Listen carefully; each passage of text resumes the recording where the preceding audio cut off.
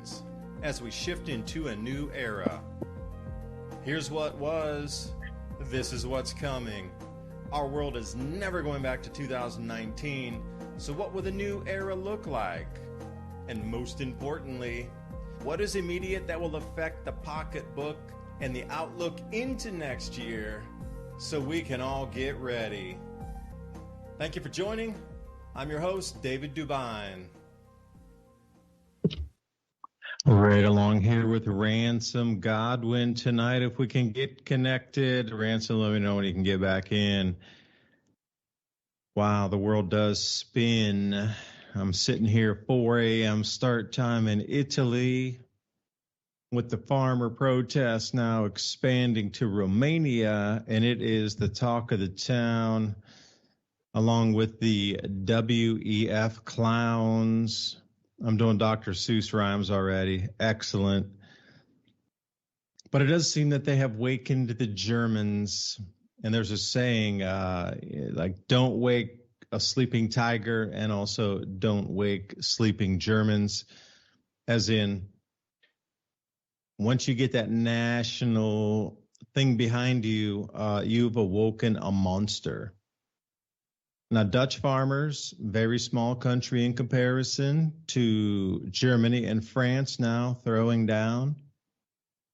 Romania, just sick and tired of the high business costs. And that's kind of what's getting all the farmers, is the cost to do business. And now with all these carbon taxes and emissions taxes and the shipping delays into the Mediterranean Sea and all these things for fertilizer costs, and just a huge amount of every time they turn around, there's another thing to demonize farming. And we see that with the World Economic Forum. Who was that clown with the fake posh accent that was saying it's ecocide? We have to stop farming and stop all use of the land, and rebrand it as genocide, as ecocide. We need to legally make people stop farming. Okay, well, at least these unelected oligarch wannabe kings and queens of the new Europe, it seems that they've already pushed the hand, because Germany, France, Romania, and Netherlands will probably start back in. But again, the numbers weren't there, and their neighbors did not help them. But now we see Germany, most interestingly, calling on Dutch farmers to help them in their protests. And they're like, yo, did you not help us? And now our land was confiscated. And sure, they got 20% more than market value. But what is it with family land? What are they going to get? That's the whole thing. So let me see if I can add in Ransom onto the call right here. 2 of 3 of us are here. Let me see if I can get Ransom back in. He was having a little trouble back as he signed up. But staying here in Italy right now, and for those of you who are following my journey over on Patreon, thank you for the support. I've been running through naval museums, coastal museums, and trying to find archival data that shows some sort of larger tides in certain times of history, all related to the 4 gas giants into their perfect square, which will occur in October of this year, 2024. So you might ask yourself, why are governments posturing across the planet for the event? And I'm just going to call it the event. You see it happening everywhere in unison, just like the COVID. All nations are like swooping and moving as a school of fish. Everything is moving the same direction.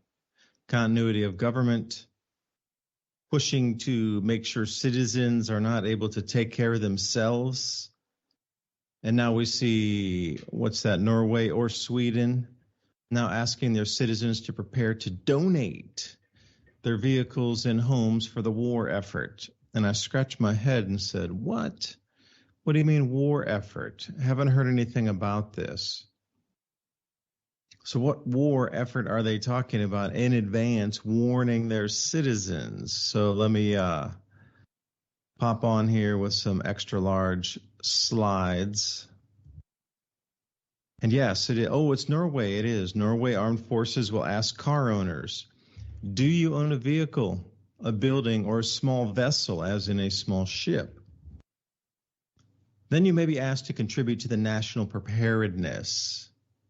They're going to send this out on January 19th, just a day after tomorrow. And wouldn't that be strange if you received a message and said, by the way, we need your house.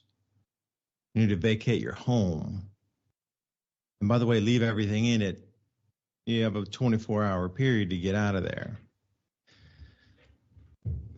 So Norway, you might think it's a little unusual, smaller country, generous toward the citizens. Very little in terms of what you consider strong arming compared to what we might see in, let's say, a police state across the world that we're familiar with. So if it can happen in Norway, it can sure happen in a country near you. Now, sitting in some coffee shops in the morning, pounding down some espressos. You know, most people here, if you didn't know it, most Italians don't drink espresso until, anytime after 11. Generally cappuccinos in the morning with the heavy milk, with the kind of pastries, etc. If you're seen drinking like 1 or 2 espressos in the morning before 11, they look at you sort of as a serial killer. Like, what's going on with these people? They're double espressoing like 4 times before 11. Uh-oh, look, I keep the kids away from them, But there are people talking in the coffee shops, and papers are all out, newspapers are out. So these clowns at the World Economic Forum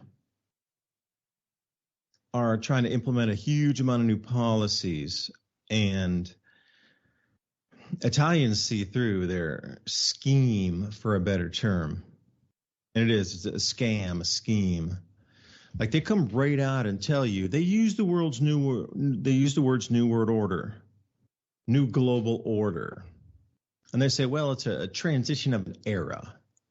It's not really a new world order. It's a transition of eras. So they go into this whole thing about, we need to structure the world, and we control it and we restructure it so the jungle doesn't grow back. And what they're talking about is a unipolar world reserve currency that dictates. They can't have that anymore because it's run its usefulness course. So if you look at how management systems are on different farms on the earth here, called political systems, it's just a farming method. Then the world needs a new farming method coming up to let this next 80 years start for the 4th turning, the new issuance of debt, the new golden period after this collapse phase. Now, the thing is, I understand why they're saying that we can't let the jungle grow back, is because nobody will accept the same exact system under a different nation until 3 generations have died off. Then they can bring it back in the unipolar system again with a single reserve world currency. Like, it's very cleverly done with this 4th turning, because the average lifespan is about 80 years. So those old folk who all the young kids make fun of for being too set in their ways, too traditional, too commonsensical, too square, for a better term. Once they're really old, once you get up into your 80s and you see the same things repeating, you're trying to warn the younger kids. They're like, oh, you don't even know what Bitcoin is. Shut the hell up. But wait, you're about to get everything taken away in the digital currency and the central bank digital currency. Well, Grandpa, you don't know what you're talking about. You just hold gold. You don't even have a digital wallet, dude. So then you get into this whole, oh, wait, you've forgotten everything. Think about those that had lived through the Great Depression. seeing what's happening right now, they would be quaking in their boots at 2.0 arriving on our doorstep. And this happens time and time again. Every 100 years, it's reset. And here's a couple things for you.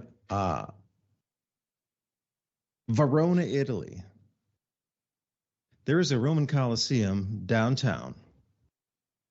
It's intact and it's in better condition than the one that's in Pula in Croatia, in the Istrian Peninsula. But the interesting thing is there's a segment of the older Colosseum that was built previously to this newest Colosseum, some 2,000 years prior, constructed with the latest Roman technologies, best concrete mixing with the volcanic dust. Yet the older Colosseum had foundation walls that were about twice as thick, and the thing went another archway higher. Let's call it a third floor of arches. But come to find out, the previous Colosseum, which was massive, girthy, and just like unbelievably megalithic on the bottom, foundation stone level, somehow it disappeared in some cataclysm and they rebuilt the new one 2,000 years ago, but they didn't have the technology to replicate the larger one that preceded it. So they built a smaller one. Now there's still a remnant of the old walls.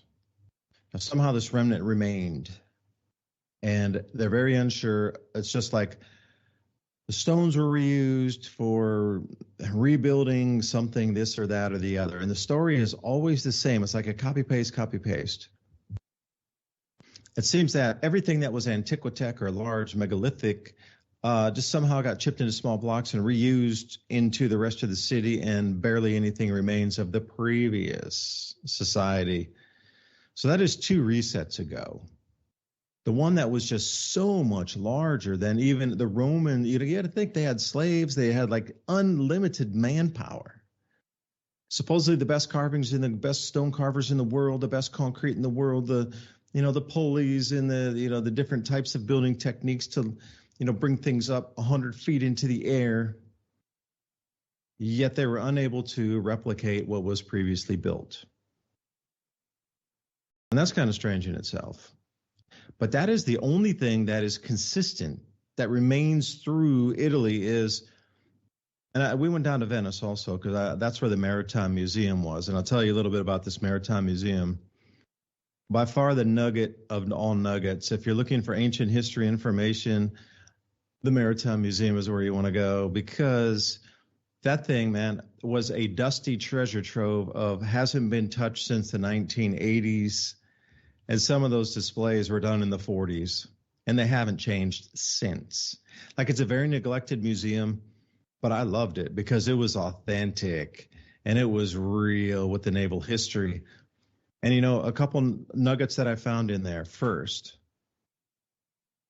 they had 3D.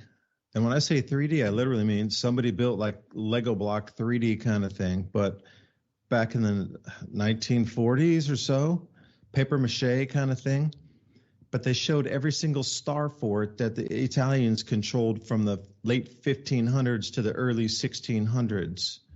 It showed the size of the star fort, the port it encircled, and I'm telling you, there was a lost pre-builder part of at least a couple of these that were just so massive.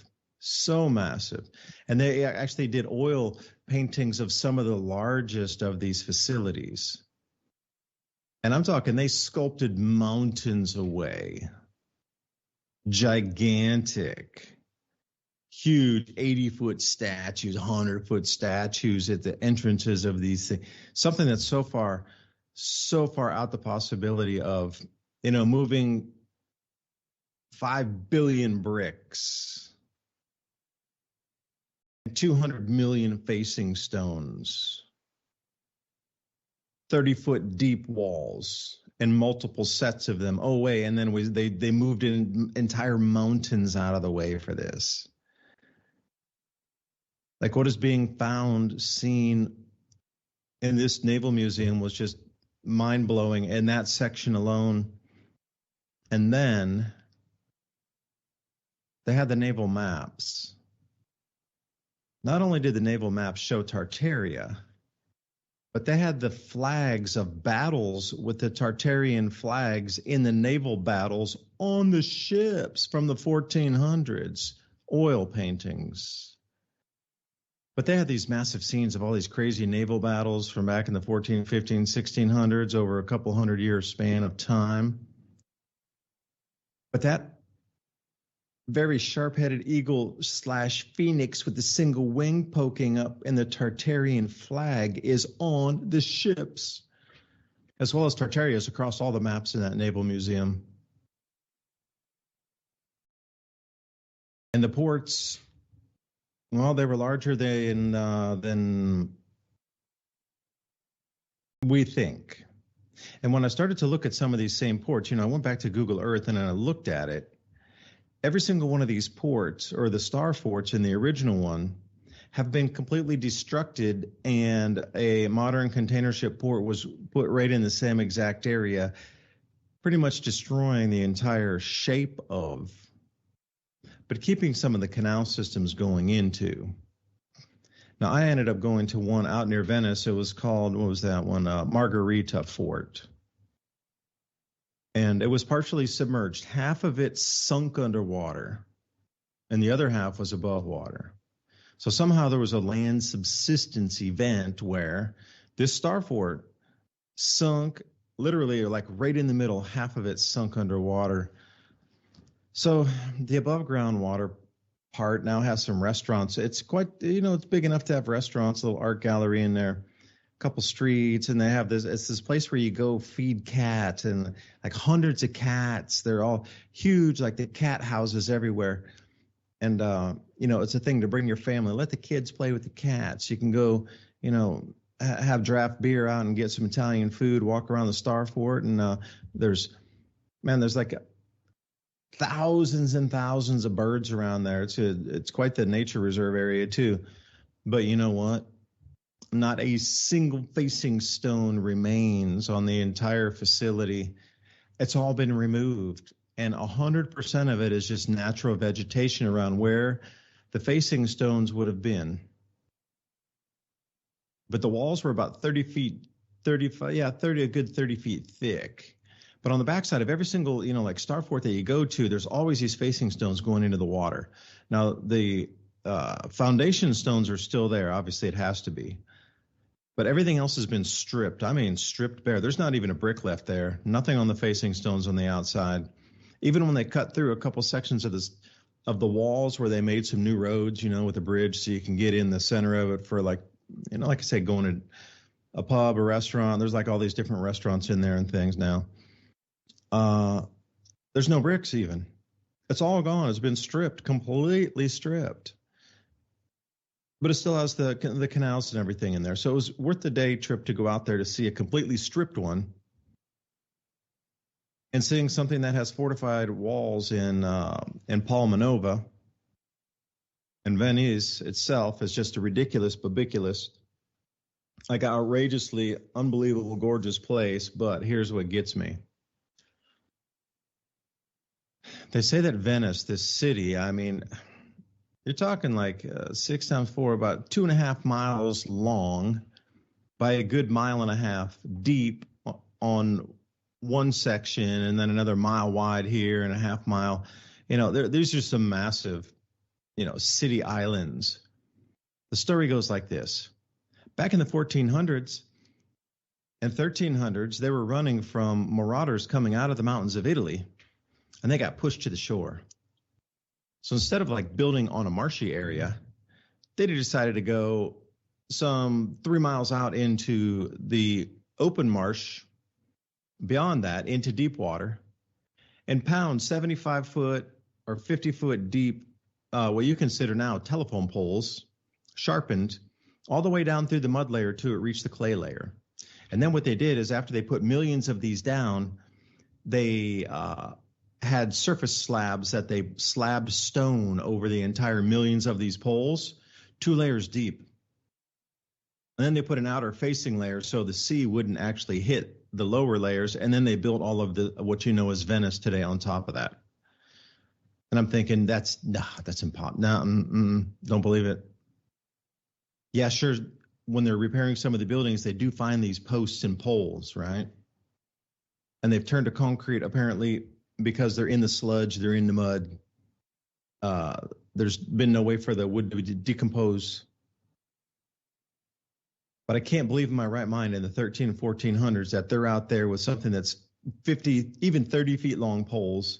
And where do they get the technology to ram those poles through the thick mud down into the clay layer and space them equally so there'd be weight distribution perfectly enough to build what you know as Venice today? And I'm talking the Basilica. There's like trillions of pounds of stone on top of these like wooden things, apparently. So for me, this is another, they inherited that. They did not build in the 1400s and subsequently 15. They can barely even repair it. There's some leaning buildings there. They're afraid to repair because they can't even really get the things up and like straighten them up without fear of toppling over the buildings. They can't even repair it in today's most modern technology and engineering without using millions, and I mean tens or hundreds of millions of dollars to repair a single foundation on a single tower or a single building. That's how difficult it is to repair it today. And you're telling me that they just went out into the marsh somewhere and pounded all these millions of poles, tens of millions of telephone poles down in through the mud, double surface layered it with square miles. We're talking dozens of square miles of stone slabs, double layered, all while this is in the 1400s. And then they built what you consider some of the greatest architectural feats on the planet on top of that.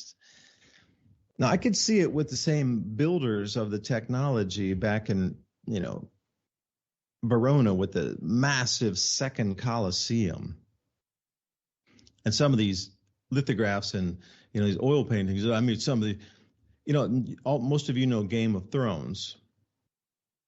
But I mean, imagine the biggest, most giant fort and wall, like the ice wall, and just the biggest things you've ever seen in Game of Thrones, and then multiply that by 5. And that's the size of the star forts that are in these oil paintings. Like there was a previous builder society on this planet that precedes anything Roman, anything Greek. They were inheritors of this. And there's no way in my right mind I will go to my grave. There's 0% chance that that timeline that they give you for the building of Venice is correct. Not a chance. 0%. The flimsiness of the excuse, or at least how they built it, was just mind-bogglingly thin. And why can't you repair it? Well, they don't really have answers for that. Another thing, if you go down into Venice, you're going to come to these massive like palaces and cathedrals and towers. But in these are also museums. So I happened to get up to this ancient history museum, and I forget the gentleman's name. It's the most famous cartographer in Italy. Carnianelli or something like this. Coronelli, I do believe. Anyway, I go to the museum. They have these massive globes, like proper world globes, but these things are like 4 feet tall, And the first one I looked at, it was out in the open, and Tartaria's on the top, again, very referenced. It has what you consider the United States and Mexico, but, Mexico, the Gulf is separated from California. It's not connected to California like it is today. And this is only from the 1600s, mind you. So Baja California is separated from the contiguous U.S. and there's a huge amount of islands in between. Like it really got ripped off, and a huge amount of islands are there. In the middle of the United States, there's this massive, what I consider like the Mississippian culture Stonehenge kind of thing. It's this big round circle with all these stones sticking up right along the Mississippi River.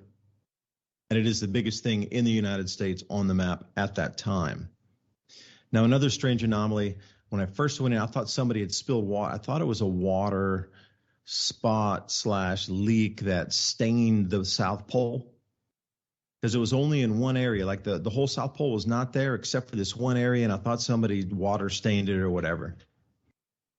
So when you go further into the museum,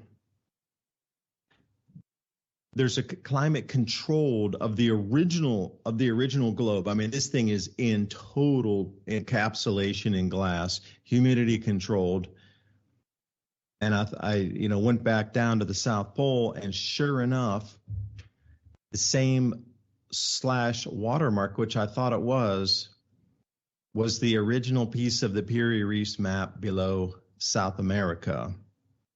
And the reason there was only one part of South America is because that was the only remaining source map that he had to complete his globe. So if you go to the ancient Sea Kings and you look at that one little piece of South America from the Piri Reis map collection, that is also included on this globe in the correct position, but the rest of Antarctica is not there because they apparently didn't have the source maps. Also, looking into Africa, I was looking for the Eye of Africa because a friend of mine, David Stig Hansen, who's also traveling back, I think he's in Mauritania again. He was on his way. I spoke to him a little bit ago. For those of you following David out there, he's going back to Eye of Africa again right now, so you can follow his adventures over at David Stig Hansen, and Was This Atlantis is one of the channels he's trying to produce right now. And, I always try to take photos for my study also, and then pass them on so he can get more reliable data on where some of these estuaries were flowing that are now dry. But here's the kicker.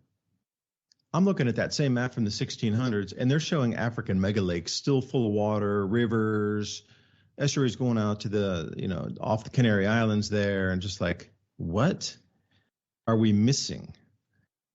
Because this historical timeline that we are given is way wrong. You cannot tell me in 400 years, these massive, and I mean massive lakes in the middle of Africa, connected together by all these waterways, have just disappeared in 400 years? And that tosses the climate change thing on its head immediately. That you're telling me that it took, the traditional timeline is the African megalakes were there 7,000 years ago. And they subsequently started to dry out around 6,000 years ago. And it's been a slow drying process all the way until right now. And this is why Lake Chad is so small, because it took 7,000 years for it to get that small. But I'm looking at it going, whoa, whoa, whoa, whoa, whoa. That thing was gigantic 400 years ago. So your timeline of a 6,000 year dry out period is off the rails wrong. I was really surprised that they left these globes right there so everybody could see it. Even Tartaria was on the thing. So, but the way it was spun, though, I'm 6'4", so I can reach way over that case. The Tartaria piece was on the very, very, very top. So unless you knew that you would even look at the top of the map, you wouldn't have seen it. And then add that into the Naval Museum with their actual flags in battle, and then Tartaria on the naval maps, but it's called Tartari, Tartari. There's no A in the Italian spelling of it. So Tartari instead of Tartaria. So if you're looking on naval maps and you're looking for Tartari in the Italian maps, skip the A and you'll find the same location, the same thing. Which brings me up to the World Economic Forum. Let me see if I can get Ransom on if he's still locked out. See if we can get Ransom to join us. Ransom, are you there? I am. I think so. Yeah, I had a oh, perfect. I got you. Yeah, man. I was just rambling until you popped in. Glad you're with me. Just to continue on the thought of my travels, World Economic Forum is going on here. And what they are saying that disinformation and misinformation is their number one target because people like me and you are giving too much truth against their narrative. So when I see distorted history that doesn't make sense for climate narratives and climate timelines, I like to point that out.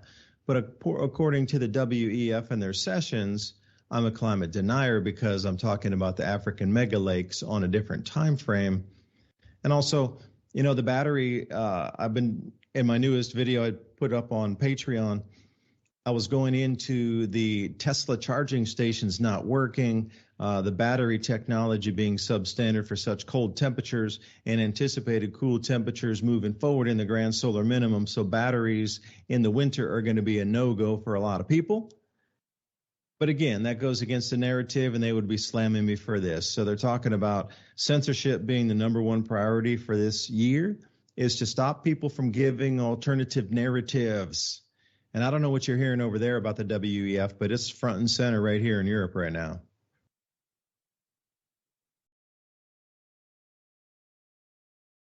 Yeah, that's the push that they're going to be hardcore about for the next couple of years. And they're worried also about AI because people are using AI in reverse the same way that they are doing it, where they make, I'm going to say millions of articles pumping the global warming, man-made climate change agenda. Now other people are using those same tools to counter that. And ironically, I was looking at this thing. So there's a whole new push against, it's called the new climate denial. And, you made it to Vice News and they attacked you on Vice News. So this is a different thing. And they even list our friends, the Oppenheimer Ranch Project, as some of the biggest climate denial pushers. So it won't be long till you're also on that list. If you look at some of the people that are on that list, it's really funny. I'm going to send that to you in a minute. So they have a whole program right now that's just starting to combat disinformation, just like you're talking about, or their version of disinformation. So people are really starting to drop bombs over the target right now because you're about to see a major shift in attacks against anybody with similar messages. Unfortunately, to you, David, the message that you have, it'll be very shortly that you're on this list. And I know for a fact you're on other lists. I'm on plenty of lists. These lists that governments keep track of and private NGOs to target and harass people that counter their narrative. This is a real thing that we're about to experience. I'm going to go ahead and say it'll be hardcore this year.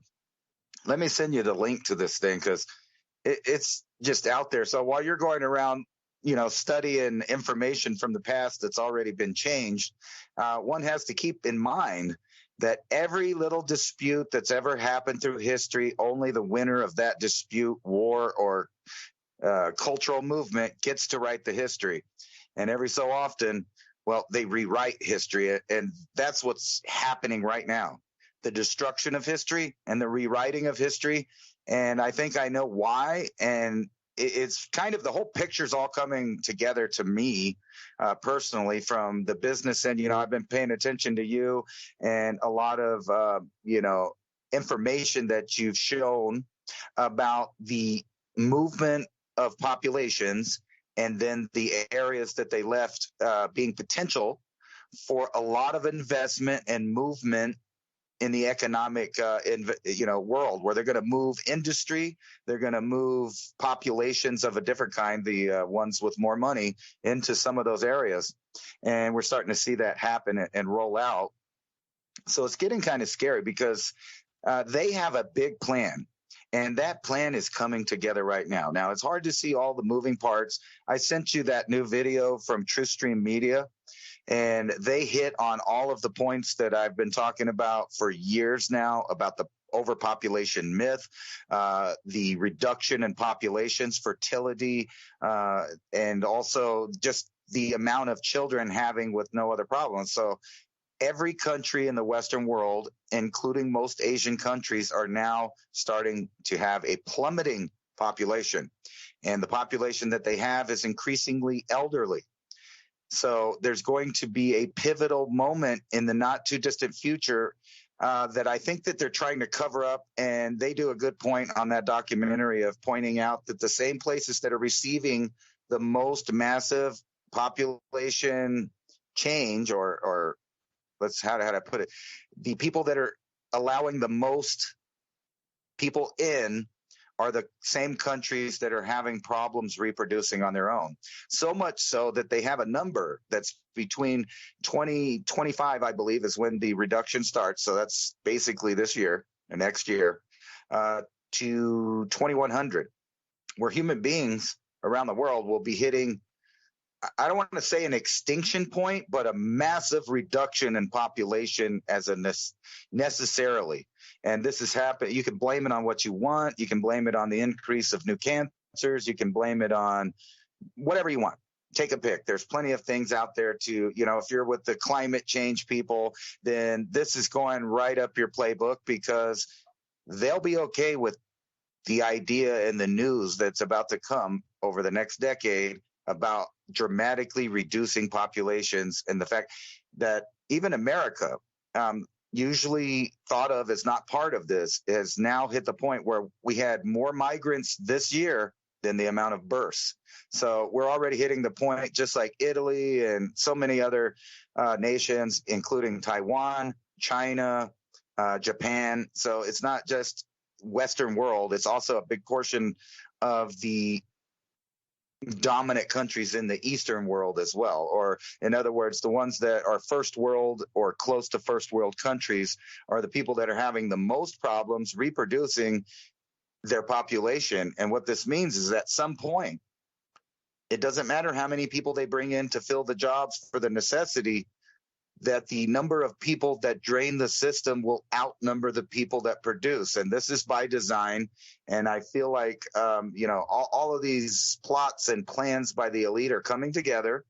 And that's why after 2020, they weren't afraid of hiding their plans anymore. So you can count the time before 2020 where they would hide their agendas and say that that's not happening, or say it's conspiracy theories. But after the 2020, hindsight is 2020. We're all getting to see what these plans are, and they're all folding out. So history is directly linked to what's going on right now. Some of the same plans, the same tricks, the same propagandas are being used now that have been used in the past.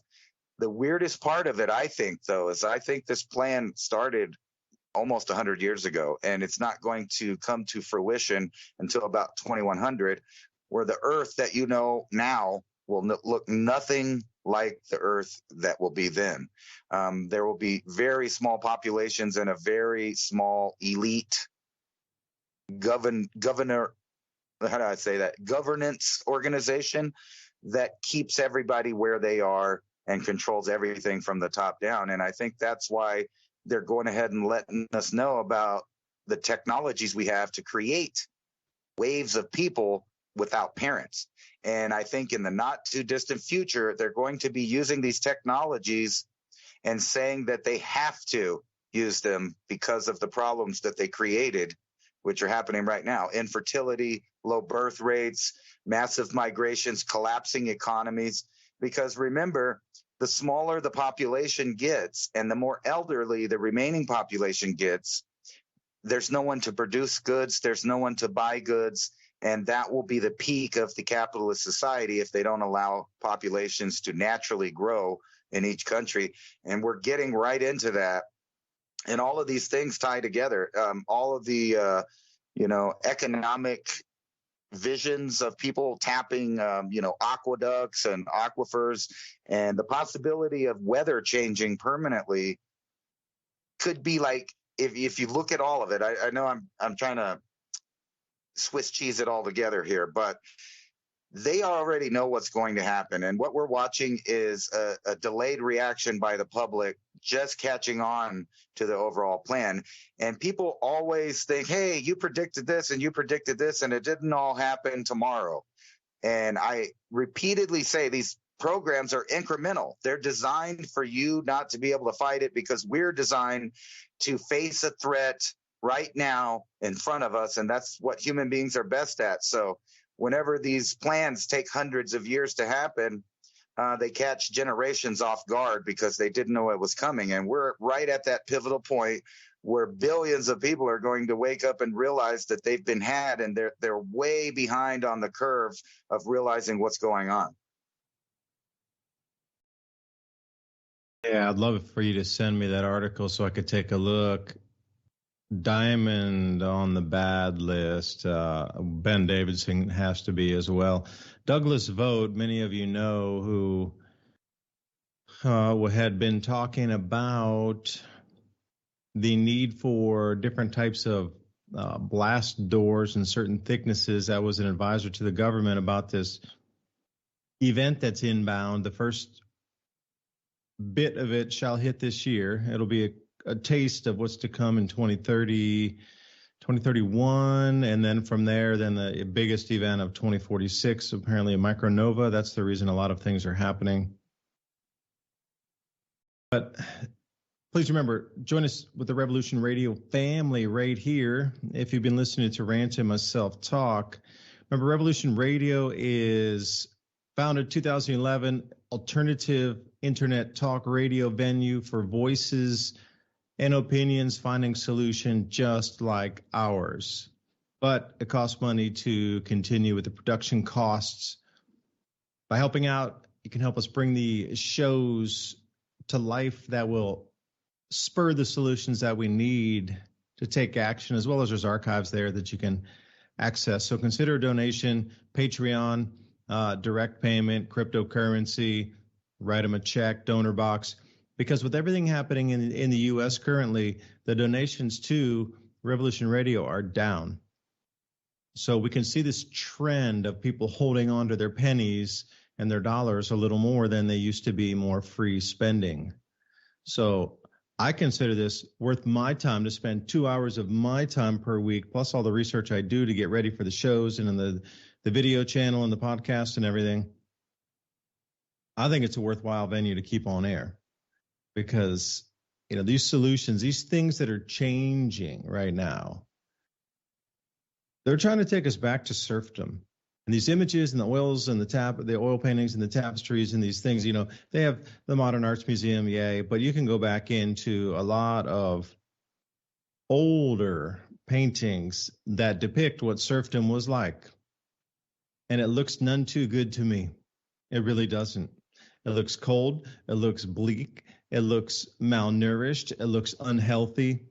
And it looks like you are at the behest of whatever owner that owns you, that they treat you like cattle. If they want to kill you, burn you, throw you out of the window, they certainly can. You're nothing but property, no more than a cup or a glass that sits in your cupboard. That's what serfdom is. And I keep seeing it again and again and again in all these oil paintings all over the place.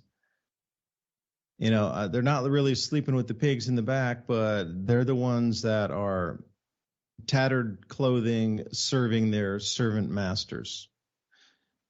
So if you think you want to avoid that, consider a donation here, revolution.radio, the Revolution Radio family, keeping it intact so we can keep both stations on air, Studio A and Studio B. Again, this is a crucial and integral time for us to talk about this because Ransom hit on that you know, there's something inbound here. With these climatic or weather changes, as you might want to term it, we're at the end of an interglacial. I was talking just earlier about, so quirky that you brought it up, that we're at the end of an interglacial right now. And this interglacial period, which is the warm period between ice ages, this is the longest one there's been in 5 million years, the one we're in right now. It's about 12,000 years of time. On average, they're 10,000 years. So we are way past the averages on this.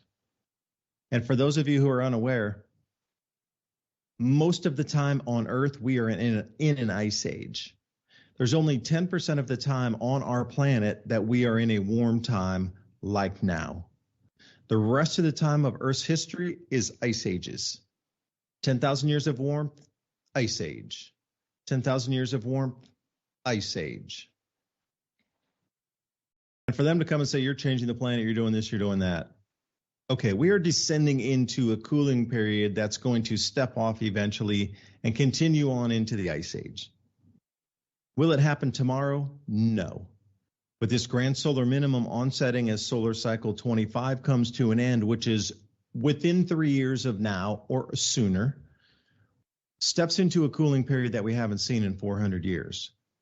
Now, will we bounce out of this sometime around 2030, 2031? Maybe that's the event they keep pointing to. Like, no, we don't. And it steps down a step cooler.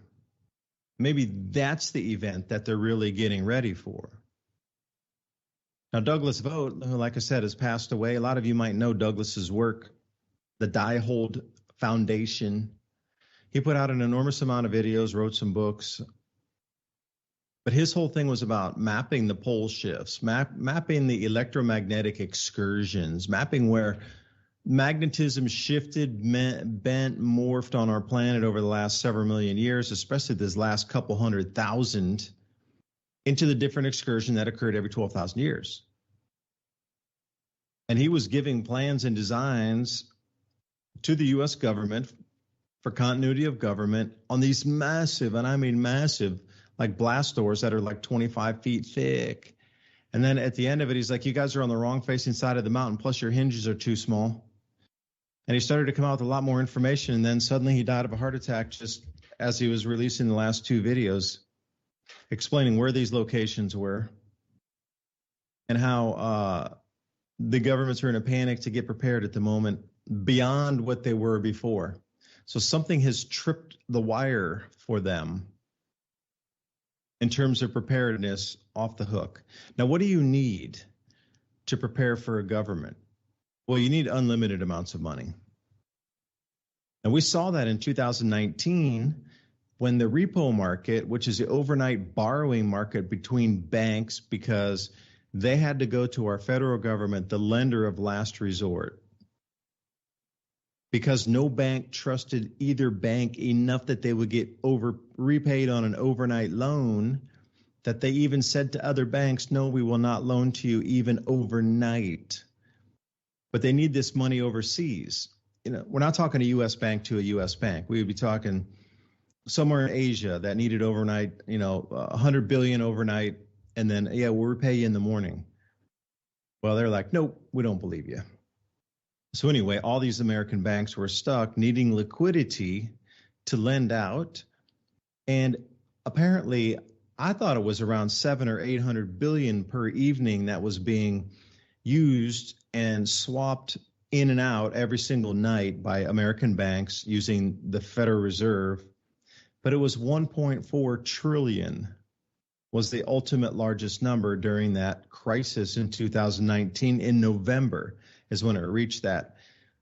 You got to realize 1.4 trillion per night was swapped in and out to be lent overseas because they didn't trust the banking system overseas to repay them overnight. And that was the liquidity that the American banks needed to keep functioning so they wouldn't collapse. What happened then? That financial system was at a collapse point anyway, and there needed to be an event where there was never-ending money printing, where nobody would blink an eye or even ask a single question as to why so much money was being printed and issued, and COVID came along. And we had never-ending money printing for 4 straight years, and nobody blinked an eye or ever asked a single question. We're back at the point now where people are asking a lot of questions. So what do you think could be the next event to trip off that would lead to never-ending money printing? A global war, for sure. The amount of money would be so vast. It would dwarf anything we've seen so far. The amount of money that would be issued would just be staggering. Even to multi-billionaires would be staggered by how much money would be issued.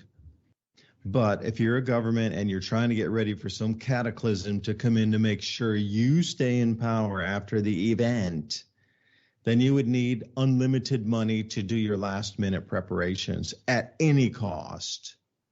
Any cost. Doesn't matter. It's all going to collapse anyway. Never plan on paying it back anyway. So it just doesn't matter. The only thing that matters is getting the artwork and the gold and the treasures out of the museums near the seaside and getting them to a safe location. And making sure you got repair parts and the tech and the AIs running down in the caves or wherever they're going to be at. But apparently Douglas Vogt said, oh, you guys made a few mistakes on where you placed a few of these things on the wrong side of the mountain, depending on where the waves are coming in and where the supersonic winds might be. And, after the sun throws a micronova in 2046, and then suddenly he ends up dead. Like, very strange. Anyway, rest in peace, my friend. Thank you for the chats and the talks and the emails through the years. And that's where we sit. We sit on the edge of something large inbound. And I am really very focused on, here's the event, at least the way it plays out in my mind for those of you listening. I'm calling it the event. This October, something with the tidal action because of the four gas giants lining up in their square. It could be a week prior or a week after or either or overlap on top of each other, but just think about if our world's tides twice a day were 2 to 3 times higher than they are now. And some of these more extreme latitudes, or higher latitudes, I should say, the tide comes in 20 feet, 30 feet. There's some places where like, man, you can't even go out on the beach because the tide will come in. You can barely even drive fast. You can't outrun the tide coming in. Imagine that instead of being 20 feet, it's 60 feet. And imagine in some places where a 3-foot tide suddenly is a 9-foot tide. But some other areas are going to be extremes where it might be a 5x increase in tidal height. But that would be the inverse also. When the tides would recede, they would go out 2 to 3 times further out as well. So a lot of the shipping channels might not have enough depth in them, or they might go totally dry, depending. There'd be a huge amount of disruption either way, coming in and going out. So this, I believe, is the beginning of the event. And then we step quickly off solar cycle 25 into a 400-year low in solar activity, where this winter that you see right now is the new normal. This is what you can expect.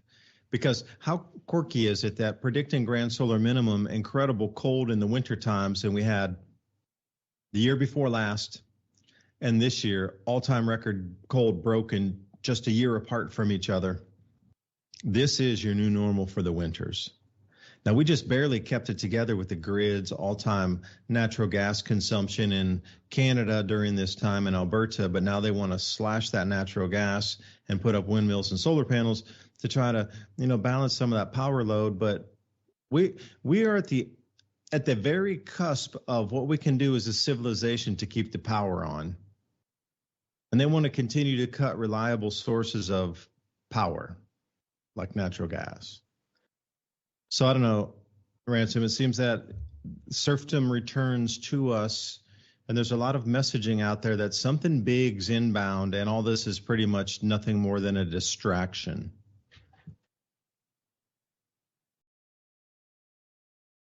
I kind of think the distraction is part of the plan, yes, to keep people occupied. But at the same time, the things that people are distracted by are the dominoes that are falling right now. I never was, I've read a lot about the micronova idea. I don't know if I believe in that, or the Adam and Eve type story, because, I look at a lot of land masses around the earth and, I'll read a lot of papers. So there's not really much evidence of the entire world having some kind of wave cross over it. However, there is a lot of evidence that something hit North America at the end of the Younger Dryas, and big chunks of the shelf fell off into the Atlantic Ocean, which would have caused massive tsunamis to hit Europe and Africa, and probably very, very, big tsunamis. So it would have flooded the Mediterranean, the Black Sea, all of that stuff. Would have had massive changes in the geologic environment, meaning there have been flood damage all over. And I see that in North Africa. There's also a paper out that talks about a giant tsunami coming off of the North American coast due to bombardment, and that's related to like the Carolina Bays and stuff. However, the tsunami would have hit Europe and Africa and then produced a secondary and maybe even a third tsunami effect, where it would bounce back in the Atlantic Ocean, back from Africa and Europe back onto the Americas. And then again, this would have been a massive distribution of water. And we know today that the ocean is 400 feet taller than it used to be. So most of probably where human beings lived at that time is submerged underwater. I'm not really worried about that. And I don't think that there's an event quite like that going to happen. And I'll tell you why. the event that we're all waiting for is already happening, and that's the plateau and then continued drop of human population on the planet, which is going to crash markets, crash economies, and it's going to continue to happen. And I know the elite know this, and they may also be, calculating what kind of natural disasters might also happen in this period. So don't forget, we have things like Apophis coming in, and we'll get back into that, and the World Economic Sphere and control of AI.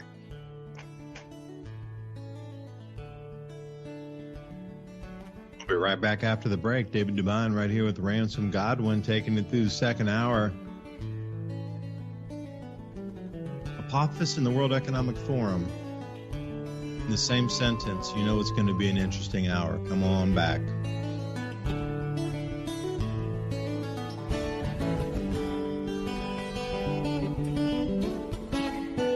You're listening to Revolution Radio at freedomslips.com, and we'll be right back after this message.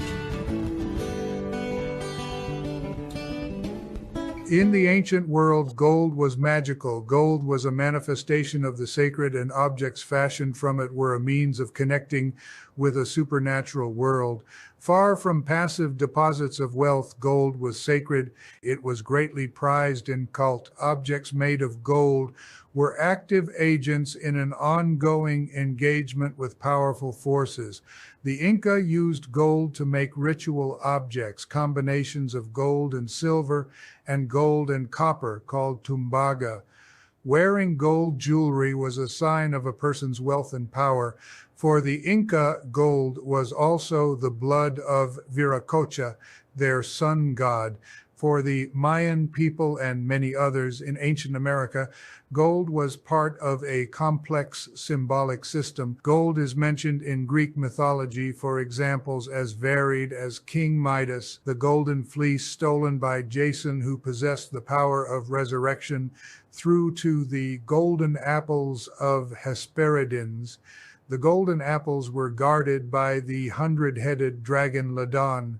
The dragon conferred immortality on whoever ate them. Over the past 5,000 years, from the Egyptian pharaohs and the merchants of 14th century Venice to world governments in the space age, man has treasured gold for its utility and value during times of both prosperity and disparity. Through the rise and fall of great dynasties and civilizations, gold has maintained its purchasing power as a reliable store of value for millennia. Gold has been used as money since 560 BC, when King Croesus of Lydia created a gold coin in his own image. Ever since, it has continued to increase its long-term value and remains the world's most universally accepted form of money. Today, the demand for gold continues to flourish globally. History proves that fiat paper money is designed to go to zero through inflation, whereas gold has intrinsic value in which it maintains forever. Paper money is a debt instrument. Gold is an asset of wealth in its own right. It does not depend upon any governments, corporations, or individuals' promise to repay. ITM Trading has spent the last 27 plus years developing a team of expert researchers and analysts to make this possible. Simply put, we build strategies which are historically proven to protect your wealth and assets through any economic downturn or currency collapse. Schedule your free gold and silver strategy call 866-834-1422. That's 866-834-1422, or go to learn.itmtrading.com/MIAC. And keep watching Mountain High Time and Mini Ice Age Conversations if you know what's good for you. Releasing the show notes from our programs, just bullet point list of what we talked about so you can start the conversation with others or do a deep dive in your own research. Head over to oilseedcrops.org. In the nav bar, you'll see MIAC radio show. Click there, put your email, and we'll get that out to you on a weekly. And please remember, with YouTube's algorithm running today, like, subscribe, and click that bell to get notified. The food edited PDF that Ransom sent me over of the new climate denialism, looking at the different characters involved. And you know what it looks for me, as we were talking about last hour before we went on the break, this looks like a planned list of those that are being targeted for termination because their messaging is very clear. Your cherry-picked data from the IPCC doesn't match with real-world facts. Your climate models, I saw a couple charts out recently, and 84 climate models were running 1 or 1.5, some even 4 degrees warmer than the actual temperatures measured through even inflated data station temperatures. So only 1 or 2 models out of 84 were actually remotely close to being accurate, and the removal of temperature stations across an enormous amount of rural areas, leaving mainly urban temperature stations to collect all the data. So of course we're going to get heat islands, and anywhere you're around, airplanes or heaters or asphalt or this sort of thing. This is where a lion's share of the temperature collection data stations are now, in urban heat islands. So if you want to, it's not really faking the data, but it's skewing it to get a certain reading. Now, if we went back like we did in the 1950s, 40s, where 80% of the stations were in the rural areas versus now where 80% are in urban areas, that alone counts for what you consider the heat bumping up, because urban areas are always going to be warmer. But imagine if we could, and they just, NOAA just took down 3,000 stations over the last 12 months, and they decommissioned them. That's the proper word to use, decommissioned. But they were mainly, like I say, rural. So what if we put 10,000 rural stations back into, use again? I'm sure the temperature data would reflect that and be like, whoa, look how much the temperature cooled, because now you're getting a better, smoothing of the data. But, Ransom, I do see here Oppenheimer Ranch Project, and also our friends over at Electroverse, Cap All On, shout out. I know you've been shadow banned and had to move to a bunch of different platforms, from .com to .info to, .org and back and forth, because Google kept removing. And then same thing that happened with my videos and the website. I mean, it just disappeared from reach. And now even people who say, hey, I've been subscribed to your channel, I'm not subscribed anymore. This happens continuously. And even my own channel, it's been stuck at 181,000 viewers for, I don't know, a year. Some videos that I do that I put up in directly load or over onto Rumble get near as many views as they do on YouTube. But I only have 9,000 followers on Twitter. That gets nearly the same amount of views as something that would be on the platform with 180,000 subscribers. And the same thing with Rumble. Some of them were, it says a BitChute, BitChute. BitChute's not a very large platform considering, what YouTube is, but it's always like a 50% watch rate over there compared to, so if I get 20,000 views, I get 10,000 views in BitChute. But I only have like 16,000 subscribers on BitChute. So you know what I mean? It's ridiculous on what the push is for removing views and eyes off of. And I love how there's this super denial class. This is funny. So the CCDH, the guy looks not too friendly either. You look at his front picture. The CEO of this thing just looks like angry and bitter anyway. But there's a super denial class. They're breaking the old denial and the new denial. Well, that would make sense because the science is always evolving. And what they're trying to do is reflect and say, look, hey, advertisers, you're advertising on super denial channels. So, if they're going to push movies and Hilton hotels and travel and everything, might as well be on a denial channel, because you're spewing a bunch of global warming nonsense by having people travel by airplanes on your specials to get them across the planet to stay in your hotels. Do you think those hotels on the beaches you think you removed any estuaries or marshes or any kind of wetlands areas to build these massive resorts along the beaches in like Hawaii or Florida, for example? So it's so pot calling the kettle black for these organizations to come out and go, hey, Hilton, your package where you get people on an airplane and you fly them to a hotel where you destroy the ecosystem. Yeah, you advertised on a channel that actually talks about science and tries to refute claims that make no sense, like the hockey stick. And I kind of laugh at this whole thing. Again, they're going back toward the advertisers. They're saying, hey, this is the copy paste the way they do for all the time. Hey, advertisers, do you know your ads are on this channel? Well, then there's some ESG woke moron over in there that goes, no, we can't have that. Let's remove all the ads off of YouTube unless they take these channels down. And that's the way they're trying to hit it. Watch this thing, copy paste every single time. But like Clay Morris, I think he's a pretty straight hitter on the information there. Like every single one of these is a person I consider a knowledgeable person inside their arena and an expert inside their field of understanding climate. Like Dr. Willie Soon, he's a doctor. And Piers Corbin, he's a true astrophysicist.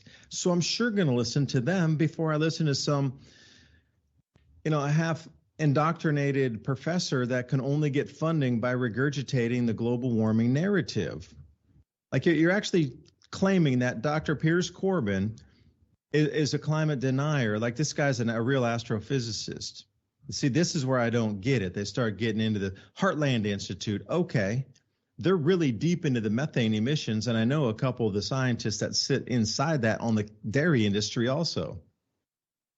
They are so wired tight on their methane information that there's no disputing it. Like even in a court of law, they are locked so tight and so wound so tight with their information that you could never dispute it in a court of law because it's so perfect on their findings, and they never release it unless it can be backed up, replicated, peer reviewed, and then they go for it saying, you know what, all this methane stuff you're talking about doesn't make sense because of this, and this fact, and they never want to debate them on that. PragerU as well. They have a huge scientific staff.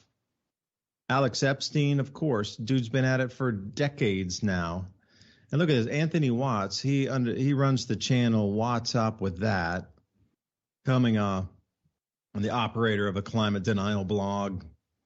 Okay, well, they're just picking up news stories and then comparing them to the hockey stick, for example. And then there's 50 peer-reviewed scientists saying a man's findings were flawed, by the way, and Michael Mann, even though he was going to go sue somebody for defamation, he dropped the case at the last minute because they required him to show his findings on how he came up with a hockey stick using public money, public funds at a public institution. And he's like, no, I can't show you that. It's proprietary. And they're like, dude, you came up with the entire thing because of public money at a public institution. Now you say you can't share it. He's like, no, I can't. Okay, I just dropped the case. And this is the way it is with a lot of these climate clowns out there. A, they never want to debate. And B, you can run circles around them with true climate data. They're half hoaxing it, half, scripting something from there. And cap all on. You definitely need to check out Electroverse. But he had to go to a paid for model because, no ads were coming in. So he's trying to generate some cash. And here we are. Patrick Moore, the Greenpeace. He started Greenpeace. And, his fingers go very, very deep into this whole entire climate arena. And he's saying that there's a lot of facts we should be asking more questions about here. And especially when you look at the 1,000-year climate record, you're going to see a lot different than what they're telling you in the 70-year climate record. And, of course, he's naughty. He's on the naughty list here. And let me run through a few more. Let me see. Who is this? I don't recognize that person. Oh, John Stossel. He used to be a reporter. And I forget he used to have his own TV show as well. But they're trying to hit the advertisers. Again, Jordan Peterson, I don't know how well he's really versed in the climate science. Redacted News, I think they were, pretty straight. PragerU, of course, tons. They got a huge amount of scientific body behind them. And Ransom, thank you for sending me this. And again, Revolution Radio family, please consider a donation to keep this type of information flowing on air. Running costs on the station, production costs, to keep our voices coming out so we can have these conversations. But yeah, I don't see myself on the list. I bet if I would have kept going with all the climate stuff, I would have. But I moved tack a little bit because, all right, well, it's so in your face that all the changes are here that we talked about. Now, how does it affect the climate? Or sorry, excuse me, how does it affect the economy? And how does it affect you in your life and the food production? So originally the Adapt 2030 channel was to try to establish that we are heading into a grand solar minimum to look for this, and this to happen. All right, these are all occurring. So for me just to regurgitate the news, okay, I could, but I want to take it into, all right, well, how is this affecting the economy? What can you expect in the economy because of these changes that are occurring with the climate shift? How's it going to affect the food? Well, we've seen it. Calling massive food prices, Ransom, and I've been calling, man, it is going to go up astronomically, exponentially for your food because of these shifts in the jet streams and the cloud cells, not being able to grow food as reliably. And here we are sitting, doubling or tripling costs for food since he and I first started talking about this. And anyway, Ransom, I know I've rambled a little bit there, so please jump back in as I look. The list of YouTube channels that violates the climate denialism policies, and YouTube, you're doing nothing about it, and tell all the advertisers that they're on these channels so the advertisers will force YouTube to remove all of these channels is basically what they're saying here. Dane Wigington, ice nucleation guy. By the way, he called these storms were going to be way, way over anything that was predicted for snowfall. And sure enough, predictions for snowfall were 3 or 4 inches in, East Tennessee and then 12 inches. So Wigington hit that on the ice nucleation thing way before anybody else. So these guys are some of the experts. Not that I agree with everything he says about, geoengineering and thing, but, ice nucleation, he's one of the best on the planet. So anyway, I digress, Ransom, please. I think this list is really cool because if you notice, it's only one demographic on the right and left.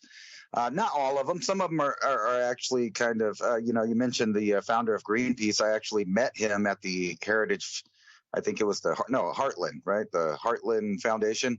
And I met the guy from Climate Depot there in Vegas and stuff. These are all the people that are on the list, but some of these are really mainstream people. And you pointed out John Stossel. Remember, he used to be the #1 trusted journalist, exposing things and showing stuff. He used to air every week on 2020 on ABC. He was their go-to guy. And then you got people like Glenn Beck, right? So there's a lot of Kim Iverson, a lot of the main stuff. They got Timcast. Basically, anybody that questions the narrative is almost on this list if they've questioned the narrative around the environmental stuff. But it's really funny. And like you said, PragerU, some of the stuff that's on here is unbelievable. There's the suspicious observers, if I could get that out. The list is almost who's who of who to subscribe to on YouTube. Ain't it? There's Tony Heller. They got Tony Heller up there. I mean, it goes on and on. And yeah, I am surprised that you're not on this list, but you've already been kind of targeted before by some of these mainstream outlets that push propaganda. And I think this is going in a very funny way here. And I'm going to show you here. Let's see here. Let's get back to the World Economic Forum, if I can find it. So they're worried about AI. They're not worried about having AI. They're worried that AI will make them lose control of stuff. So what they're going to do is start pushing for countries to outlaw the use of certain kind of AIs and only allow them to be the controllers of that AI. And the reason is pretty obvious. They want to control every bit of propaganda that goes out there. And let's start, and I'll show you how silly this is actually. Here's another one that's funny until I find the article here. I was gang raped in the metaverse. The trauma was similar to real world assault. This is scary because I've been keeping track of these silly lawsuits and stuff. So countries around the world are trying to make virtual activities equate to real life activities. In other words, if you go on and you say something bad or disinformation, or you do something that's offensive, they're going to try to charge you with a crime in real life. And the fact that I find this article specifically so funny is because it's about somebody that went into a website and a bunch of middle-aged men, started flirting, and it kind of clogged their experience. But at the same time, you have millions of people playing games where they simulate murder. Are they going to start charging people with those kind of crimes? It shows you how silly the whole thing is. And then the World Economic Forum, they want to control all aspects of AI going forward. AI fears creep into finance, business, and law. And when you read this, it's not so much about they're afraid that, this will be used against them. That's what they're really afraid of. And here it says it right out here. In the past week, the Financial Industry Regulatory Authority, the FINRA, FINRA, the Securities Industry Self-Regulator, labeled AI an emerging risk. And the World Economic Forum in Davos, Switzerland, released a survey that concluded AI-fueled misinformation poses the biggest near-term threat to the global economy. And that's just what you were saying, right? That they're saying that misinformation is the biggest threat to the economy, not the dwindling populations, not the increased amount of war actions going on around the world, not the shutdown of energy that they're doing to individual nations and individual farmers and businessmen. None of that. We got to worry about global economy misinformation, from the AI. But if they give you all of these articles, speeches, and things, guess what they're using to print most or create most of that? They're using the same AI that they're trying to control. And then all over the place, we're being told that jobs have never been better, but I keep coming across real examples of how that can't be true. Here's one from the LA Times as robot baristas and AI chefs debut in Vegas Tech Show, which I've been there. And let me tell you, if you go to the tech show in Vegas, you will absolutely see the trends for the next decade when you're there. And I went in 2009. And everything they showed is now on the market, has now changed the market, and here we are. So if you would want to get a good look at what's going to be coming out in the next few years and how things are going to be changing, you would go look at this. And what they're talking about in this article is that real life people, the casino union workers, fear that their jobs are at risk, and they are. They are at risk. No longer do we need so many people to run things. And then here's a great article about the economy. China steps on the gas to become the top auto exporter of 2023. I believe that title was with Japan. And they just keep going on and on with the propaganda of things while they break apart the economy from the inside and destroy it. Here's another one. Chinese billionaire Xin Penghuo, if I said that anywhere close to right, buys up $85 million worth of timberland in Oregon. Now, how are they available to do that? And then we have this distraction on the horizon. They've opened up these new labs, worried about the next massive outbreak of what they're calling the disease X. But we can't even get into that because no telling, what they're going to start banning when it comes to talking about that. We have no idea. And just the simple fact that we have to sit here, talk in code, which makes me stutter a lot. It really does, and I saw in the comments somebody complaining that I say et cetera too much. And, well, part of that is because I'm self-censoring. I have words that I want to say, but I know that if I utter them, an algorithm will pick it up, or a human being on some little council will pick it up, and we may get banned or sanctioned or taken off the air. So I'm really careful nowadays. In the past few years, we've had several videos get taken off, strikes thrown against us and other things for just uttering basic ideas that should be covered by freedom of speech. And if the establishments really wanted to inform you as much as they claim to when they complain about misinformation, they would let all information flow so that it would be easily to compare and contrast real information from false information. But they don't do that, because we're about to go into what I call, well, even this article from the LA Times here, or the Wrap, they're about to fire all of their people that work at the newspaper. And this is a trend that's going on in all of the media agencies, which brings me back to the AI. They're firing people to replace them with AI to write articles about how regular people are using AI to misinform you. What a sweet little circle that they've entwined here.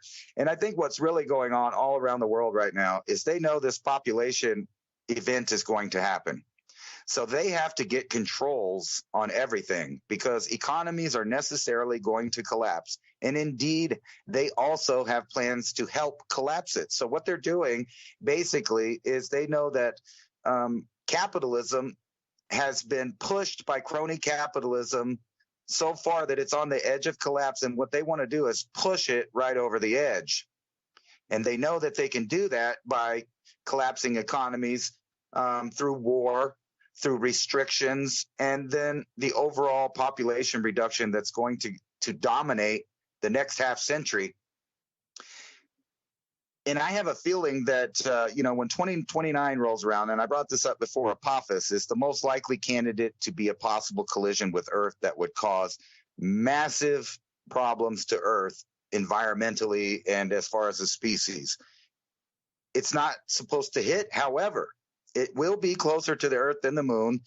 And if it goes through this little small area that they call the keyhole, it will whip around and hit us in 2032. And they know that.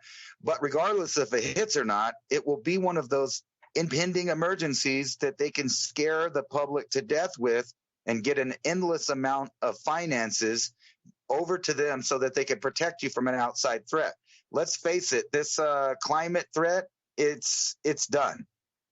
And the point that we were looking at all of those channels that have sprung up in the past decade is because more and more of the public is calling out the imperfections, inconsistencies, falsehoods, and missing data from the so-called climate change movement or global warming. All of their predictions have failed. Al Gore in any other universe would be a miserable, disgraced person that would have to be hiding because everybody would make fun of him for years and years of predictions of things that never happened. You remember no more snow by 2013.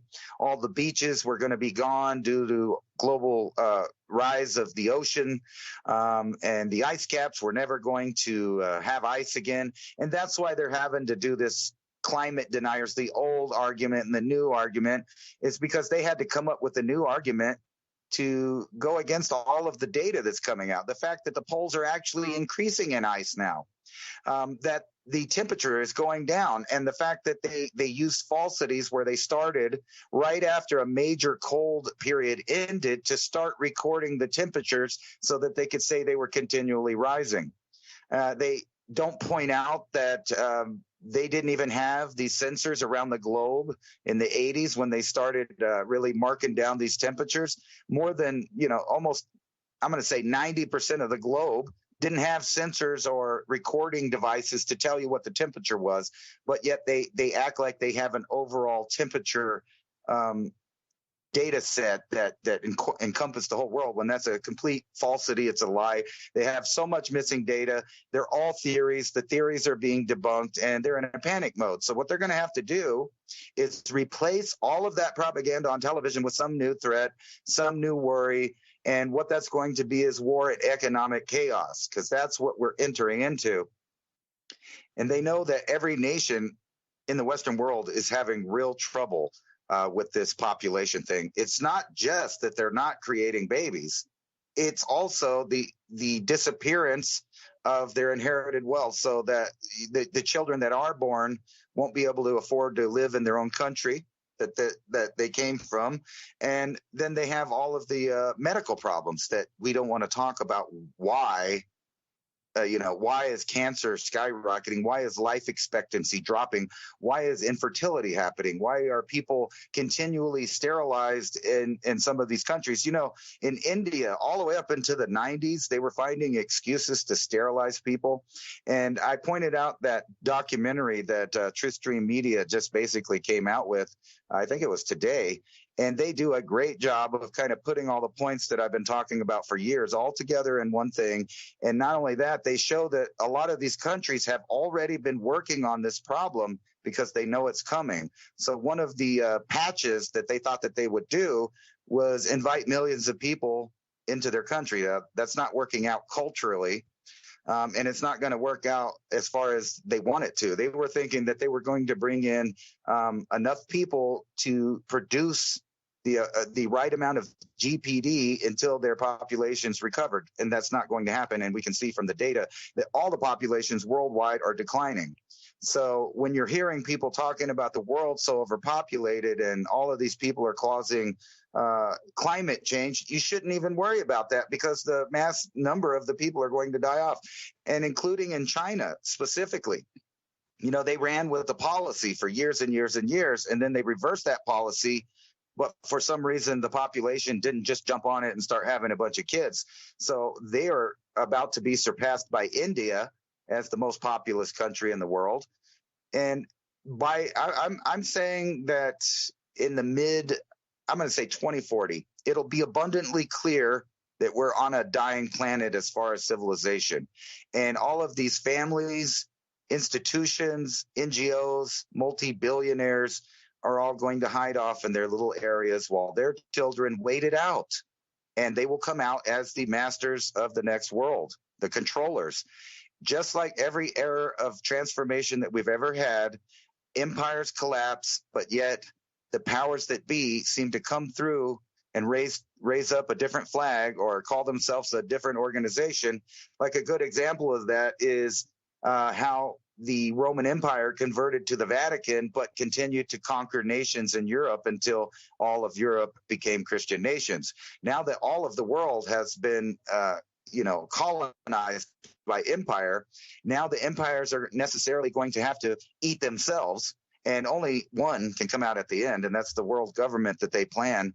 And I'm wondering if we're just going to adopt the communist capitalist version of economics, or are we going to allow other countries to go ahead and take control of that? Judging by the evidence, it seems like we are going to allow different parts of the world to control economics going forward, and they're going to leave the Western world and the United States specifically to rot, to falter on its debts, to completely collapse. And that's why they're pushing these ideas like civil war and all of these other ideas. It's to distract you from what's really going on. And what that is a massive movement of the population in preparation for the reduction so that they have controls on the best areas of the planet, including the Middle East, Central America, and other places that'll be great growth zones. And it makes you wonder every time you see, some kind of uprising or destabilization, who's going to control the farmlands afterwards? So you have areas like South Africa, the Ukraine, the United States. All of these are places that food production is being halted, and they're also having massive amounts of people moving in. So, if you put 2 and 2 together, that equals a really bad time in the near future. Yeah, what would have value as this economic collapse ensues? Well, metals are the only thing that has had value through 5,000 years of history. Yeah, you have some tools, that sort of thing, a few firearms here and there. But truly what it is to keep you to that next generation would be the metals. And is it a consolidation of all the gold on the planet again into single hands? Because when you talked about that transition from the Roman Empire into the Vatican, what is the Vatican now? It's the world's largest gold depository. Yeah, you could talk about Switzerland, etc., but all the gold was brought into just a few single hands. Now, it seems to me this, colonization period, collapse period, is nothing more than a reconsolidation of all of the gold into a few hands again, and then the system starts over once more after this event occurs. Space threat, great. Global warming, awesome. But hold on, we got a message coming in here. Did I lose something? Did I lose off of there? Oh, you sent me the link, The Guardian. Okay. So back to the farmers here. Stalin called the farmers the enemies of the people by expropriating them, their land, their wealth. The state took control of food production again. Then 7 million Russians starved to death. That's a hole in the door. It's actually closer to 10. The number's unknown. But then 100 years later, we have the World Economic Forum opening the war on farmers again. Again, these things are cyclical. So what happens then with all the gold in Europe? Will it get confiscated back into single hands again? The collapse of nations. What are you going to take with you if you want to flee over the borders? You're going to take your metals with you. Oh, wait, you got stopped at the border. Where does all that gold and silver go to? Oh, maybe it goes back into a repository again. Because it seems like there's a consolidation to, suck up or hoover up all the wealth on the planet back into a few hands again to reset the chessboard, reset the monopoly board again. Because I really can't see very much that would be of value that would be the resetting of a value system. Again, in your local area, using tools or having fuel and this sort of thing, medical knowledge, books, these sort of things. Yeah, that's great for the local area and the homestead or the local communities. But in terms of, restarting an economy or having a way to restart yourself into that new burgeoning economy, you're going to need metals to do that. That's pretty much the only thing. Your 401k is not going to do it. Your stocks are not even yours. You're the very last on the food chain to be paid out by your broker dealer. You're an unsecured creditor. So for those of you who own stocks out there, unless you have that piece of paper in your hand, the intermediary listed you, which is your broker. They listed you as an unsecured creditor, so they are allowed to swoop your stocks. You own nothing unless you have those papers in your hand with a certificate number on them.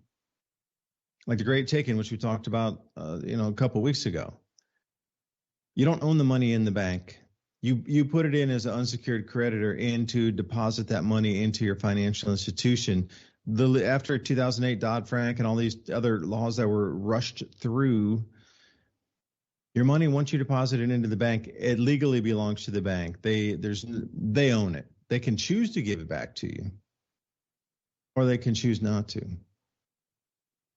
So as we look forward, what do we see happening 2.0? Yeah, the World Economic Forum is saying farmers are now the enemy of the people. Well, this girl with a fake posh accent, in English, she's like the British posh accent. It was so fake, it was too fakety fake. She tried to make it too fake. Was saying that an ecocide now should be equivalent with genocide. That using the land to grow food to farm, or to use the land in any way, shape, form, or fashion to make money, whether it be a rubber plantation that's been there for 100 years, or a sugar cane plantation, or a palm plantation, or whatever, that anything that is used of the earth to make profit is now, under her guise, legally ecocide. So this is the big push in the World Economic Forum of any land usage at all that derives profit or disturbs the land to grow food is now, they're trying to label it as ecocide. Now that's one thing. Okay, yeah, a bunch of hipsters over there, get your Birkenstocks and go run back in the field. But now they want to try to get it legally the equivalent as genocide recognized in international courts of law. So if you do have 100 acres or 1,000 acres of farmland, you would be charged with ecocide if you were to farm those properties. So it all rolls back into the control of the food. Like, one thing, the depopulation of Africa by moving everybody out, sending them up to, the United States and Europe and points beyond. So far, there's been 12 million, I'll say it again, 12 million men have left that area in the Sahel, North Africa. Do you imagine what a standing army of 12 million men is? They're gone. They're never coming back. But now that's a depopulated land.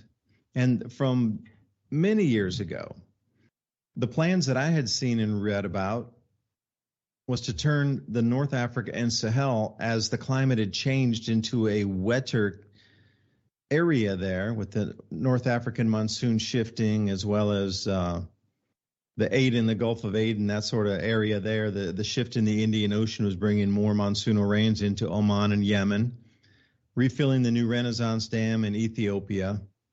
And these areas naturally, look at the amount of floods that are now in Africa. You can't even turn a newspaper without seeing another massive flood, another village underwater.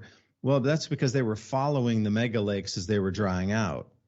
So as all this new rainfall comes in, of course, it's going to drain back to the bottom of their lake bed where all the villages are. So there's going to be continuous flooding of what we know as current infrastructure as these lakes start to refill themselves.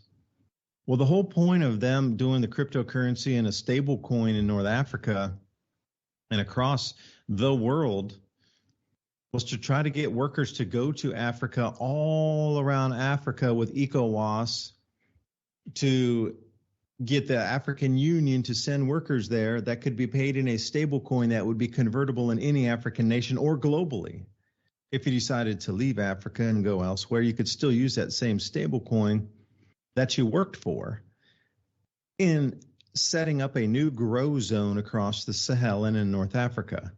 Now, the ultimate plan, like the World Economic Forum talked about this ad nauseum about 2015, that their envision of the great plan was to forbid agriculture or the use of the land anywhere across the planet.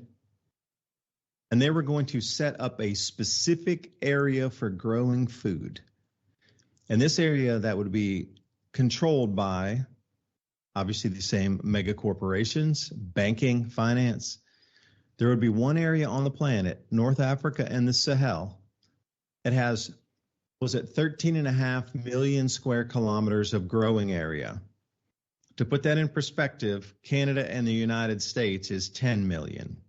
So there would be more agricultural arable land that could get a double rotation crop, which the United States in many areas, north latitude, are not able to do. The groundwater is still pure. They were talking about tapping the Nubian sandstone aquifer, the Sus aquifer, and the plethora of other aquifers under that region, in addition to the more natural rainfall coming from above. Now, they needed to set in all the roads and all the canals and all of this, that, and the other. Now, China beat them to it, and if you look out, if you use, NASA Earth Viewer, you can see these little green squares where the Chinese are already out there with their irrigation, tapping those same aquifers. And then they're growing that food and sending it back to China. That's why it's so important who controls the ports off of Eastern Africa. Because the Chinese are already in the middle of the Sahel. They're in Chad. They're out there growing. Nobody's bothering them. They got like free land. 100,000 square kilometers, nothing, no problem. 10,000 square kilometers. Dude, just have it, just go grow. Employ a bunch of people. But that was the ultimate plan. Now imagine how much power this puts in just a very, very, very few hands. And see, now I didn't really know how they were going to implement it. But now with this World Economic Forum talking so heavily about outlawing food growing and bringing it up to the same regulation in the International Court of Law, ecocide as genocide, and defining ecocide as a very vague use of land, making profit from the land, growing food on the land as ecocide. Your garden in the back of your house will be under this ecocide genre of you use the land, has to go back to 100%. So swing that over into the plan. We're going to grow all the world's food in North Africa and the Sahel. That way we're going to consolidate in one area. The soil's fresh. We haven't contaminated it. Really, the fertilizers will work, far better here because the land hasn't been used for 100 years like it has in America and Russia and other places. So we're going to grow all the food for the whole world right here, and we will distribute it back to the other continents for you. Now, it's going to cost a little more because we're going to have to send it by ship. But it's going to be a reliable food source. We guarantee it. Oh, wait, until you don't agree with our policies, and then we'll cut off your food. But this is where the whole plan really moves to. And they're out in the wide open now with this World Economic Forum this time. Once I heard her talking about ecocide and all these trying to pass the legislation, and they are working with all the courts in Europe to pass this legislation. And you know, it always starts in Europe and then it moves to the rest of the planet. So within Europe right now, there is a huge push that you will soon see that is probably already written and ongoing, although the legislation's probably already been written like last year or years ago. But it's going to be pushed through all the courts in Europe to label anything on the land use as ecocide. And again, you could be hauled before an international court by using your land. At least that's the plan, the way it looks, the way it's written on these, and the way they're talking about it right now. But outlaw food growing in other nations and then consolidate it just in North Africa. But you know what? There'd be a lot of people there that would want to share in the profits. Oh, wait, they're all gone. Oh, no, we don't have to share the profit. All those people are up in, they're all up in Europe and thing. They're not coming back. NGOs don't do round trip tickets. Didn't you know that? And, you know, this whole climate gate thing. And I wrote a note to myself when you were talking last time, Ransom. Climate gate. You know, for anybody out there who's not familiar with climate gate, they removed the heat spike in the 1930s to make it appear as if it was a continuous warming pattern. But if you look at the original temperature data charts from the 1930s, and if you get into some newspapers from the 1970s, they still have the originals. You had this huge heating spike during the Dust Bowl, and then it cooled back down through the 1940s and 50s, and then it started to run up to where we see it today. So the climate gate was this whole bevy of emails between climate scientists and researchers and university and Michael Mann and all these kind of people to say, you know what, if we remove that heat spike and we cool the past, then we can make it appear more linear, as if since 1880 it's been heating just like on that straight level line. Unfortunately for them, to try to push this global agenda, it didn't. It was straight, and there was a big spike there in the 1930s, and then it dropped off, and it's almost like a W. But that's what ClimateGate was.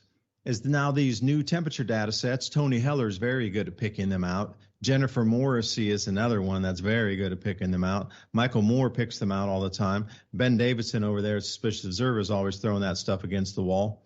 Anywhere you look, they're continuously pulling out the old data charts and then overlaying it with the new NOAA charts. And lo and behold, that whole temperature spike in the past got lowered by half a full degree Celsius. And it makes it appear more linear. Now, in the 1920s and 30s, there were not temperature stations around the world like they are today. I guarantee there were not. You know, and Ransom mentioned the 1980s until the thing really ramped up with a lot of temperature stations. But they're trying to tell you that they had every square inch of the entire oceans and land surface mapped in the 1930s to know exactly what the temperatures were, although they needed to fake the data to cool the past. Because just the temperature stations they were showed this massive heat spike, which brings me to my last point here. Now, Ransom, when I sent you those links that went 404 unnoticeable or non-readable, this was off Zero Hedge. Here's the title for you. Young Audiences Question Climate Alarmism. Prompting calls to censor content. Now, what they found was a recent study revealed significant skepticism among young audiences 18 and below about what we're seeing stoking the fear of global warming, and they believe it is completely exaggerated. Now, this is the youngest generation coming up right now. They're not buying it anymore. And the older generation, like me and Ransom, well, he's younger than I am, but we're not buying it anymore. Haven't bought it in many a year. So now they got the pincers coming in. The younger generation is not going to be paying global taxes, carbon taxes, because they don't believe it. The only people who are there, they're like Greta Thunberg's age. Like in that middle, 20 to 35-year-olds are the ones who are really biting on this global warming thing. But they're saying, the kids are saying today, these climate solutions won't work. Climate science and climate movements are unreliable. The impacts of global warming are beneficial or harmless. Hey, wait, didn't we see that whole thing with the Center for Digital Hate trying to say that that's one of the things? Their new climate denial. But the thing is, the kids aren't buying it because the kids have so much access to information that they can run circles around the same climate scientists with the data they can find on their phones. And then we have here, this is another nail in the coffin. You got 1,600 peer-reviewed scientists that signed a pledge declaring there's no climate emergency. Now, if it was 10 scientists, okay. But 1,600 scientists are saying that there's flawed data and you're being drowned in a sea of money for scientific reality's sake. Meaning, you get paid if you say something's warming. You don't talk about warming, you lose your funding. And this is not some ragtag group of people that are high school teachers or something. This is Nobel laureates, theoretical physicists, meteorologists, professors, environmental science from across the planet, environmental scientists from across the entire planet. So that's the whole thing. If it was focused in one country, I could say maybe. When we got 1,600 scientists from across the planet, including astrophysicists, et cetera, saying, whoa, it's the sun driving a lot of this. Yeah, we put a lot of pollution in there. We put a lot of plastics. There is smoke in the air. We know we polluted this planet tremendously. We dig it up, we blast it, we burn it. But that's not what an ice age can do. That's not what a pole shift can do. That's not what a comet hitting our planet can do. Ask anybody back in the Younger Dryas era, circa 12,500 years ago, what the impact of a comet on an ice sheet can do. And you'll probably get a pretty stark answer like, you know what, you guys think because there's a little bit of gas in the atmosphere and you're talking about like a 2 degrees Celsius thing, dude, our temperatures dropped 20 degrees Fahrenheit in a matter of a year after the impact. And you think that you're going to be talking big whoop, 1 degree or 2 degrees over a whole century? They're like, dude, that happened in a flash of an instant. I mean, instantly, that hit the ice sheet, and the very next year, global temperatures drop some 13 to 20 degrees across the planet. Very few survivors. Luckily, the ones that survived, the only ones that were just pure luck were down near the equator. Otherwise, they would not have survived. You look, and there were some pockets in like cave areas that had microclimates within valleys. Otherwise, everything was wiped out. They were talking about that event brought our human population down to 10 million breeding pairs. So a possible maximum population through the estimates, they're not sure, they're guessing. A possible maximum estimate of 20 million humans were left after the event.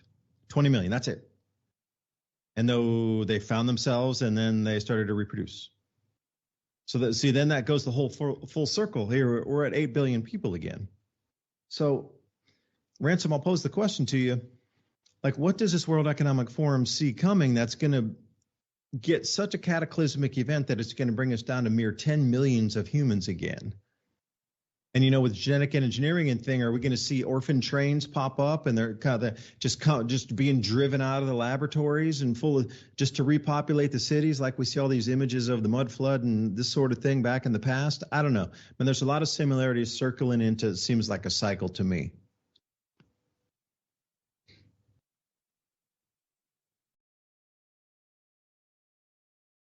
It's definitely a weird cycle. There's a sci-fi show, I think it's on Netflix, that's called Raised by Wolves, where in the future there was only two groups of human beings. There was the transhumanist group and then the ultra-religious dogma group that took control. It's kind of almost backwards, I think. But in that show, they sent out ships with genetic material inside and a couple of robots to raise the children. Now, I don't see that being too far-fetched. If something on purpose or on accident or natural happens in our world where the population is reduced to a very small amount and they need workforces or slaves, serfdom, to either entertain or do some kind of task. See, that's where it's weird to me, because I know we're at the point where they only need so many people to build an infrastructure of robotics. Then that infrastructure of robotics then only needs a certain amount of programmers and maintenancers before eventually those are also taken by AI, learning machines, and robotics.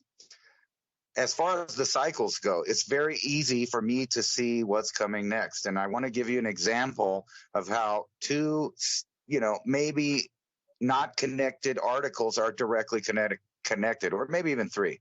Here's one. Could the UK be drawn into war? 3 threats that could spark World War III. And down here, as one of those, it lists the recently leaked document from the German Ministry of Defense earlier this week that laid out Russia's plan to launch a spring offensive in the Ukraine. Supposedly, that's according to them. But here's this article that I think is directly related to everything that's going on around the world. Germany, once a powerhouse, is at an economic standstill. Now, here's the next article right here. Leaked German military docs warn of World War III with Russia by 2025. That's next year. Hundreds of thousands of troops deployed in Europe. And then we have also NATO announcing their month-long exercise with 90,000 troops, Russia to add an additional 120,000 troops. And that's just in this Ukraine, Europe area. But here's the direct correlation. Obviously, what do countries do when they have economic problems? Well, traditionally, the United States goes to war. So if Germany, once the powerhouse of Europe, as far as economically, is now at an economic standstill, well, they need something to spark their economy, obviously. And so do many of the other European nations, because they put themselves in that position on purpose, which is probably linked, right? I mean, think about it. If you constantly make administration edicts to the public about farming, about, growing food of any kind, and you start shutting that all off and then complain that the economy is at a standstill, but don't worry, we got this war over here that's going to produce a lot of money. Not going to produce a lot of money for the peasants, but for the military industrial complex and economic complex, obviously it's going to make a lot of money and allow them to further some of their agendas. Redesigning the map is one of the main things that you always see after conflict, right? And you brought up Tartaria.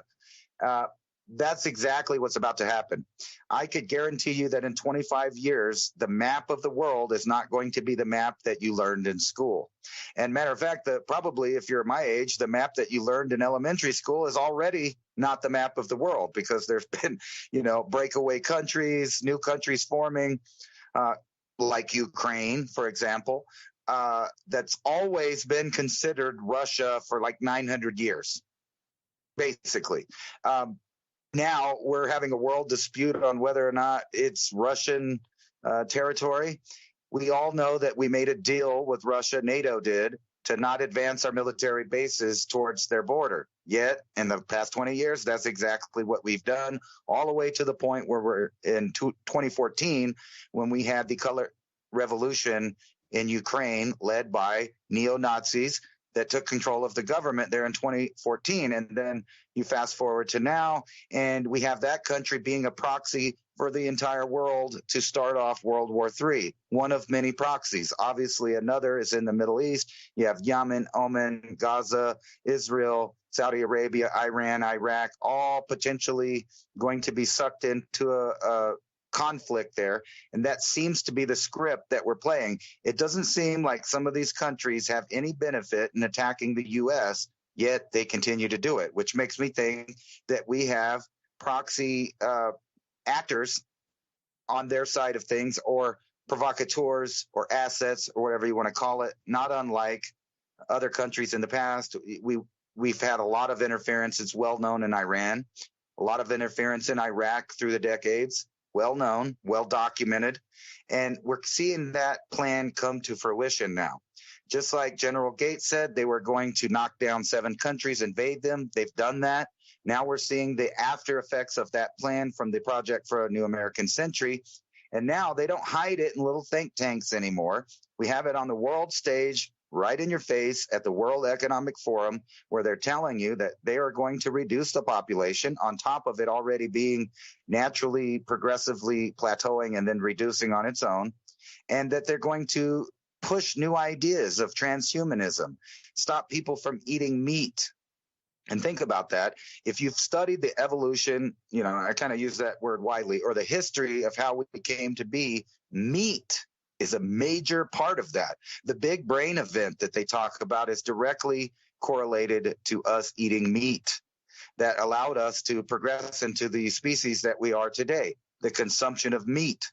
Now, it makes you wonder why, if meat helped us get big brains, helped us develop civilization, helped us develop agriculture, where people realized that they needed to domesticate animals so that they could have the meat right next to them instead of hunting it. And then they realized they had to have agriculture to support that. Now they're cutting it all off. Sorry, I didn't know we were out of time already. All good, man. Taking us out on a deep thought. We'll be here with you next week. Remember, Revolution Radio, consider a donation. Keep it on air so we can keep our conversation flowing. We'll see you next week. David DuByne and Ransom Godwin signing off.